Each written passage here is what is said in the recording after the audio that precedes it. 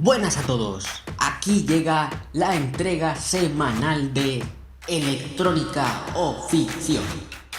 Hoy hablaremos de una serie que os recomiendo mucho, El Ilusionista. En esta serie, Cameron Black, un mago hundido por la revelación de su gemelo, ayuda al FBI a resolver crímenes para poder sacar a su hermano de la cárcel, incriminado falsamente de un asesinato.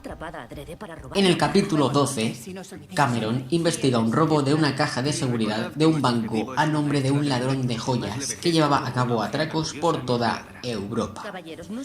Como saben que la mujer que quiere robarlo irá a otro banco donde hay otra caja, deciden anticiparse y ponerle una trampa eléctrica. Gunther ya tiene la puerta. Cuando la veas, aprieta este botón y la puerta se cerrará. Si intenta huir, le dará una descarga de 700 voltios. ¿700? ¿Gunther no la matará? Cuando Cameron intenta salir por la puerta a la que su ayudante le ha puesto una trampa con un voltaje de 650 voltios, él se electrocuta. ¡Está ahí! ¡Está activada! ¡Cuidado! ¡No!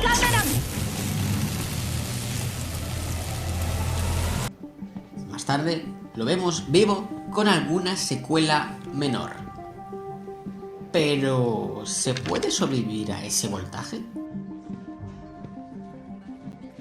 No puedo hacerlo.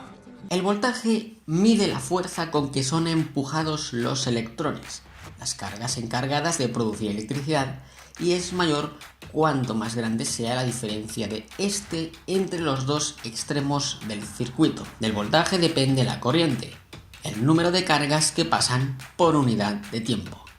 Es como una cascada de agua. Te hará más o menos daño el caudal de agua. No tiene por qué ser la altura desde la que caiga. Calcular la corriente eléctrica que circula por el cuerpo humano es complicado teóricamente. Y nadie quiere ser un conejillo de indias.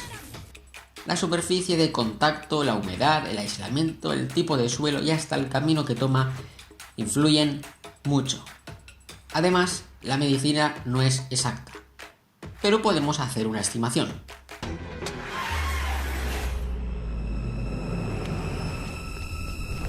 A un voltaje como 650 voltios, las zapatillas no aíslan del suelo, por lo que la corriente atravesará su cuerpo seguramente.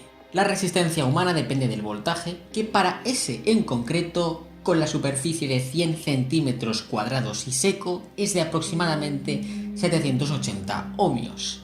La corriente, por tanto, sería de 833 miliamperios, a la que ocurre la fibrilación ventricular. El corazón bombearía sangre de forma errática, si la corriente pasara por este. También los nervios se dañan y la muerte es probable, pero está lejos del límite de 2000 miliamperios. Por lo que aún podría sobrevivir. Insisto, siempre y cuando la corriente no pase por el corazón. Pero también hay algo a tener en cuenta, el tiempo de exposición. Durante casi 5 segundos, que es lo que se ve en la serie, el agua y la sangre dentro del cuerpo pueden hervir. En definitiva, Cameron habría muerto frito. Lo que se ve es ficción. Fue lo primero que aprendí. Has recibido una descarga de 400 voltios. Date tiempo. ¿Y si al final fueron 400 voltios, como dice su compañera? A 400 voltios la resistencia son 850 ohmios, con una corriente de 470 miliamperios. Sigue siendo mucha corriente para tanto tiempo. Lo siento. El tiempo máximo que se puede estar, calculado mediante experimentación animal, es 0,06 segundos. Muerte segura. Si no hubiera sido por el guardia, estaría muerto. Si habría salido con la suya.